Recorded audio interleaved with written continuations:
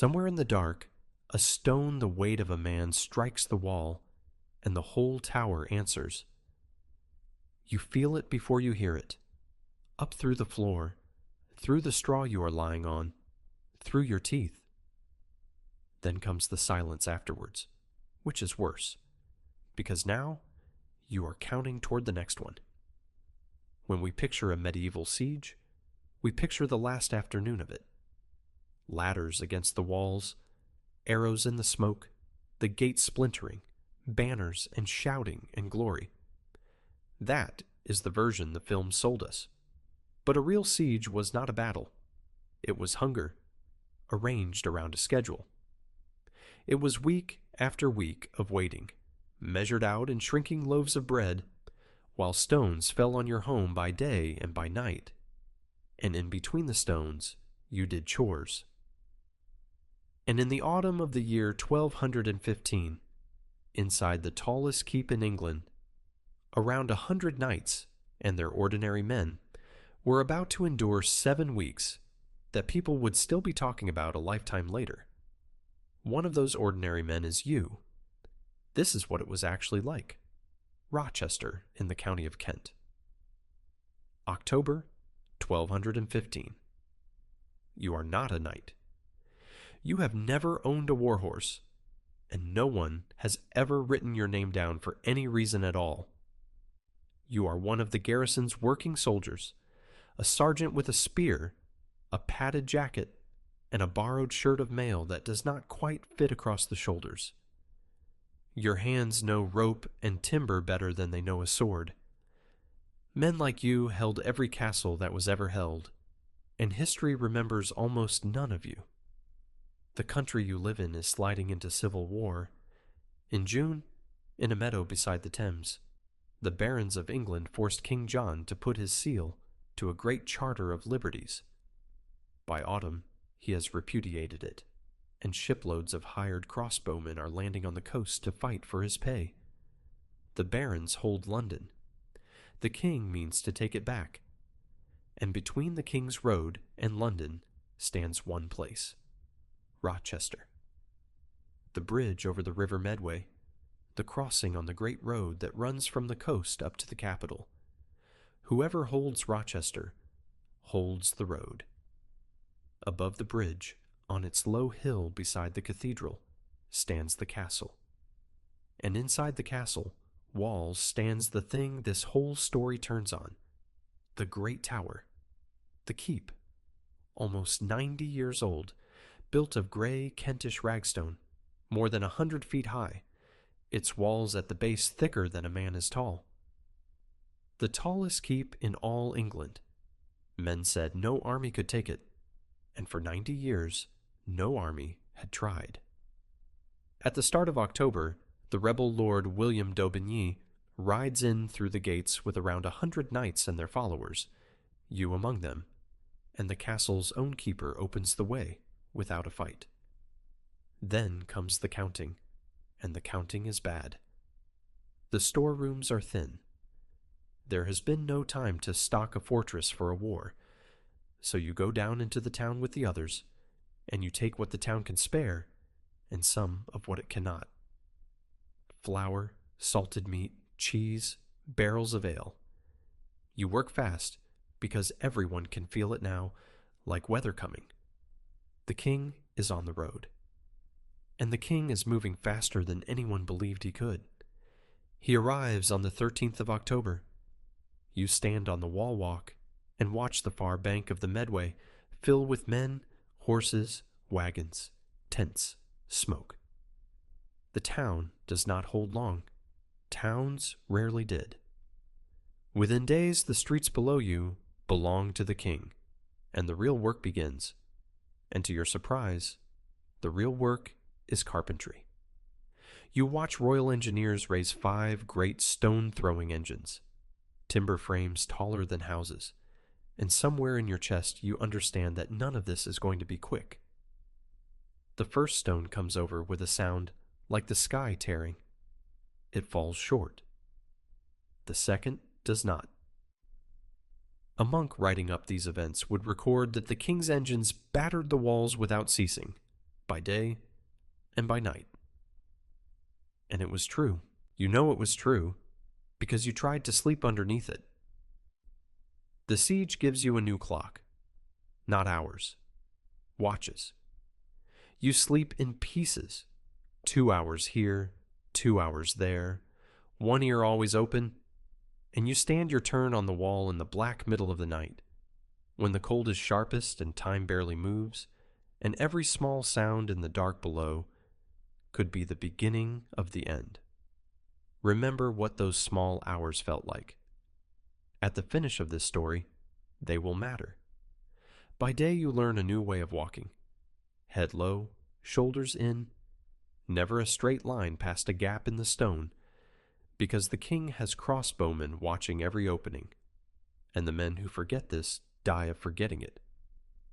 You learn the sound a crossbow bolt makes against masonry, a flat crack like a whip, and you learn not to flinch at it, and that lesson takes about a week and costs the garrison several lives.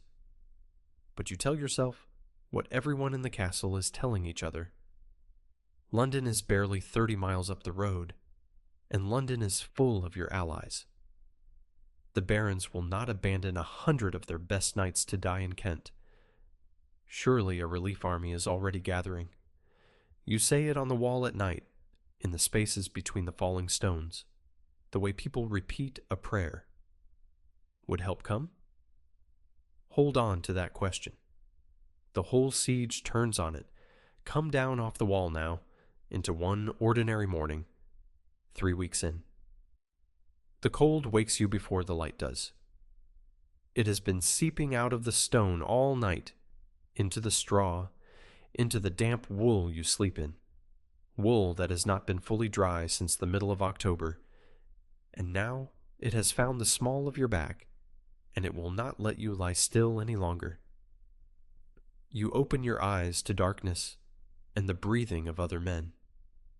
Your breath hangs pale in front of your face. Somewhere below, a wounded man is talking quietly in his sleep, and the first thought of the day is the same one your body has every morning now. It is so cold, and I have to get up. Breakfast is bread and arithmetic. Down in the storerooms, a steward counts loaves the way a miser counts coins, because he has done the sums, and everyone knows he has done the sums. The ration has already been cut twice since the siege began. You take your share of coarse, heavy bread, a piece of cheese going hard at the edges, and you eat slowly because eating slowly is the only luxury left in the building. The ale is nearly gone. Soon it will be water. But water, at least, you have, and this is the small miracle you have stopped noticing. Whoever built this tower, almost 90 years before you were born, sank a well and carried its shaft straight up through the great cross wall of the keep, so that a bucket can be drawn on every single floor. You will never know that builder's name. Before this winter is out, his well will keep more than 100 people alive. We turn a tap today without a single thought. In Rochester, in November of 1215, water rising through the dark heart of a wall was the difference between holding and dying. Then the day's work, and there is always work. Hauling stone and timber to shore up whatever the engine struck in the night. Carrying the wounded to the quietest corner of the tower, where an old soldier who has seen every kind of wound packs the worst of them with honey and clean linen, because honey is what there is. Turning the spit, mending what can be mended, standing your watch, and waiting. And underneath all of it, all day, every day, the engines. Stone against stone. You have learned their rhythm the way a man who lives by the sea stops hearing the waves. By now, you only truly notice the engines when they stop. And when they stop, it is because something worse is coming. Evening comes early in November, and it brings the 1 hour of the day that is almost kind. The garrison gathers by floors around the fires, close enough to touch shoulders, and the talk goes quiet and old. Men speak of harvests, of wives, of the roads home, as if the roads home still existed.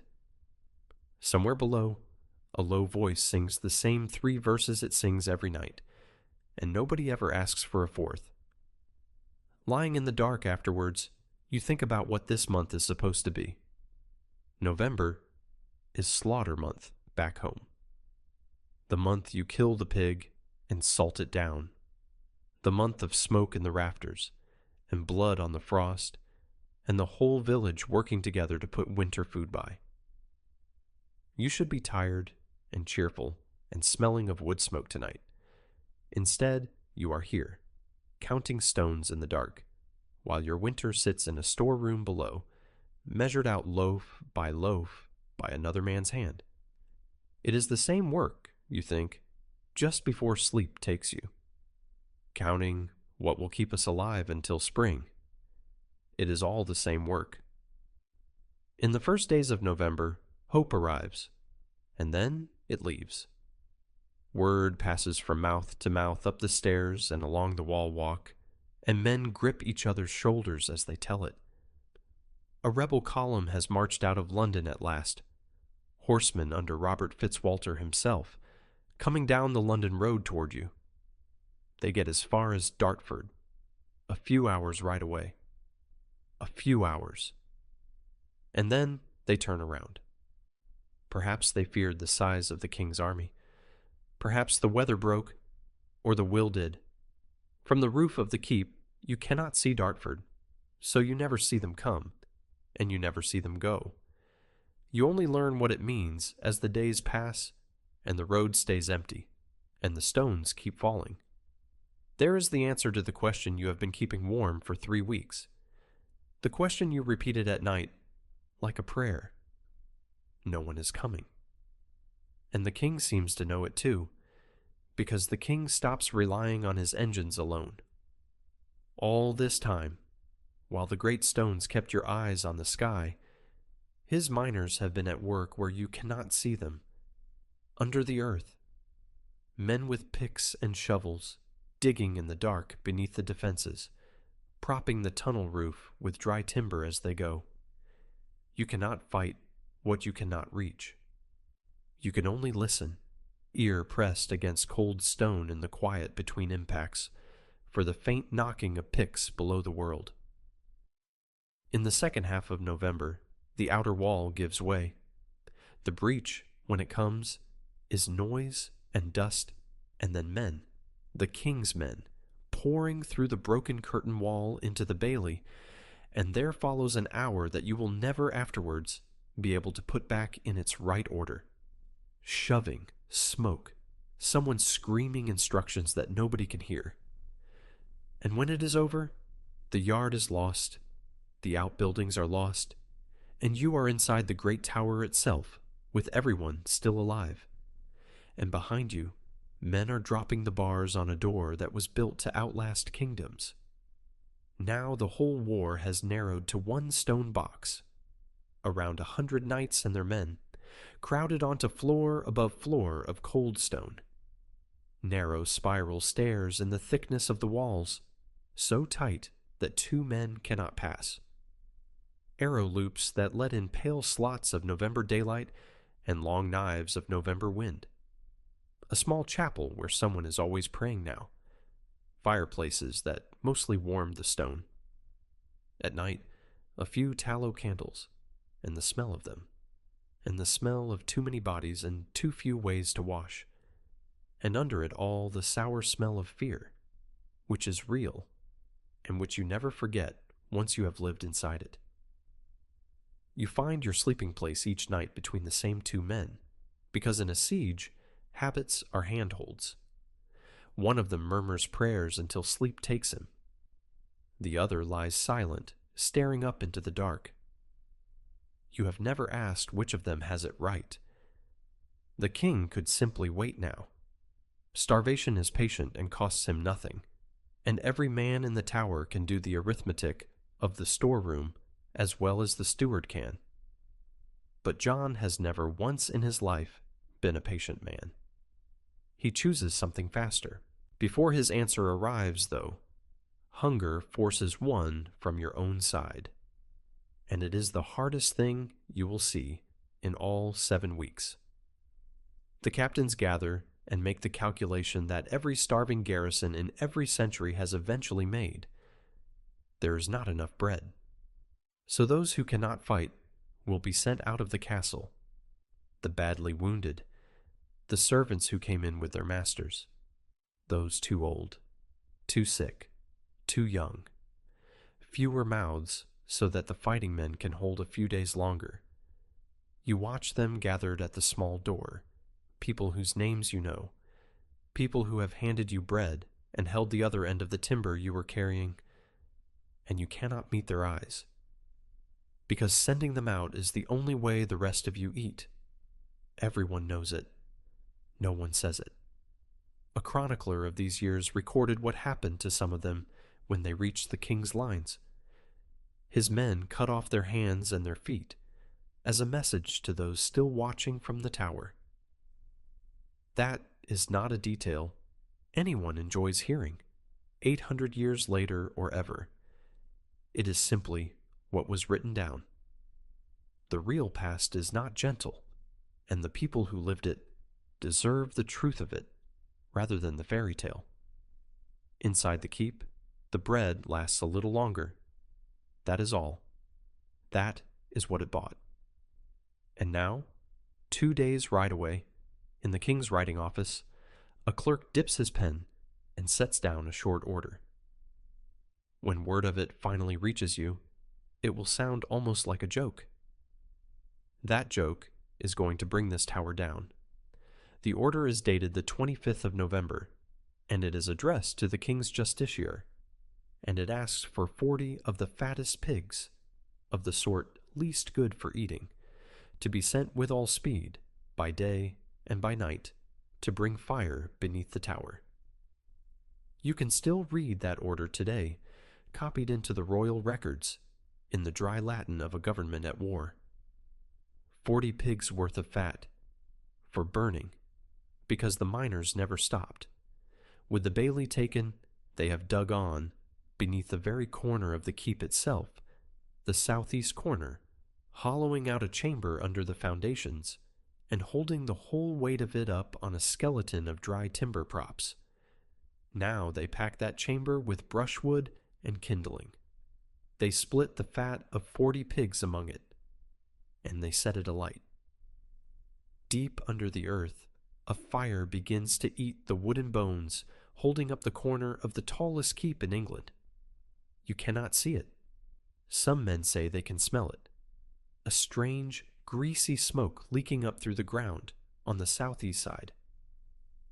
What you mostly do is wait, in a building that has started, very faintly, to feel wrong underfoot. And then the props burn through. The southeast corner of the great tower of Rochester, 100 feet of ragstone that men swore no army on earth could bring down, tears away from the building and comes down in a rolling roar that you will hear for the rest of your life, however long that turns out to be. Not the outer wall this time, not some shed in the yard, the keep itself. Where a corner of your world stood a moment ago, there is a ragged wound full of daylight and falling dust, dust like a gray fog with men calling names into it. Who was lost in the fall, no record troubles to say. The records of that age rarely counted men like you. But the old builders save you one more time. The great tower of Rochester is really 2 towers. A massive wall runs through its heart from top to bottom, thick as the outer walls themselves, the same wall that carries the well. When the corner came down, half the keep fell open to the king. The other half held. So the survivors fall back behind the cross wall, into half a broken tower, and bar what can still be barred, and 100 starving men prepare to hold 2 or 3 rooms of stone against the army of a king. There is no bread left now. There is one thing left, and every man in the garrison has been refusing to look at it for a week. The horses. The war horses of 100 knights, animals worth more than everything else their owners carry, animals some of these men have had longer than they have had their children. The horses are killed and butchered and eaten. One chronicler noted, with something that reads across the centuries almost like sympathy, that horseflesh and water made a hard diet for men who had been used to finer things. You eat it? You are grateful. Nobody talks while they eat. How long can half a tower hold? You measure the answer in watches. 2 days behind the cross wall. 3. The nights are long now and getting longer, and the cold comes off the stone like something with intent, and each morning the faces around you are a little more like skulls. On the 29th of November, the captains confer, and there is nothing left to confer about. There is no food left, no relief coming, and no wall worth the name. All that remains to decide is the manner of the ending. Before we walk through that last door together, one small thing. This channel exists to rebuild days exactly like this one, the days of ordinary people that the history books skipped, and it keeps existing because people like you stay to the end. If these quiet journeys into the past mean something to you, subscribing is the simplest way to keep them coming, and it costs you nothing at all. And tell us in the comments whose day we should live through next. Now, let us return to Rochester, where the last morning of the siege has arrived. The 30th of November, 1215. 7 weeks, almost to the day, since the king's army filled the far bank of the Medway. The bars are lifted, the door is opened, and you walk out of the great tower of Rochester into thin winter daylight, blinking, filthy, your clothes hanging off you, one man in a slow procession of scarecrows who were the finest garrison in England 7 weeks ago. The engines have stopped. That is the first thing you notice. The quiet you prayed for through 50 nights has finally come, and it is the most frightening sound you have ever heard, because you do not yet know if you will be allowed to live inside it. The king's first intention is simple: hang them. Hang every man who defied him, from the Lord d'Aubigny down to you, as a lesson to every rebel garrison in the land. And it is one of his own hired captains, a soldier named Savary de Molion, who talks him back from it, and the argument that finally lands is pure arithmetic. Hang these men, he says, and the next time one of your own garrisons must surrender, the barons will hang them in return, and this war will drown in rope, and I, for one, will not care to serve you in it. The king listens. The knights are led away in chains to royal castles, William d'Aubigny among them, bound for a dungeon far to the west. The lesser men are spared the rope. All but one. A single crossbowman is hanged, and it was said he was hanged because he had been raised in the king's own household since boyhood, and had turned his aim on the man who once fed him. His name, like yours, was not thought worth writing down. A monk keeping the record of that year set down 2 lines that historians still quote today: that no one then living could remember a siege pressed so hard or resisted so well, and that afterwards few men put much faith in castles. Pull back now and let the centuries in. The king who ordered the pigs and the fire had less than a year to live. By the following October, John was dead of dysentery in the middle of losing his war, and the great charter he tore up outlived him, and went on, in the end, to outlive every castle he ever besieged. The men of the boy king who followed him rebuilt the fallen corner of Rochester's keep, and the masons, having learned exactly what a mine could do to a corner, rebuilt it round, because a curve gives the digger nothing to bite on. And that is the part that should stop you for a moment. You can go and see it. The Great Tower still stands above the Medway after 800 years, and if you stand beneath it today and look up, you will see 3 corners cut square and 1 corner curved. That curve is the scar. That is November of 1215, written into the stone, still healing in plain sight while the traffic goes by below. Of the ordinary people inside, history keeps almost nothing. No graves that we can find, no faces, only a line in a chronicle about horseflesh, another about the one sent out of the small door, and then silence. But you know better now. You know what their days were made of. The counted bread, the broken sleep, the cold watch in the smallest hours. They got up, they stood their turn. They held on. And here is where their story touches yours, because we are living inside the ending they never got to see. We draw water without a rope. We eat bread that no one has counted. We sleep whole nights behind doors we do not even think to bar, in the deep quiet of a world where the engines have stopped. None of that is ordinary. It only looks ordinary because it held. So if you are watching this in the small hours, awake at 3 a.m. for no reason you can name, be gentle with yourself. Your body is standing a watch, that is all. It is a very old habit, from the long nights when someone had to listen in the dark so that the rest could sleep. You come from the people who took that turn. You come from them in the plainest sense there is. Somewhere behind you, some ancestor of yours lived through a night like Rochester's. A siege, a famine, a winter, a war. They were hungry, and they were afraid, and the world they knew was coming down around them, and they must have lain in the dark, exactly like those men behind the cross wall, wondering whether anything they loved would survive the night.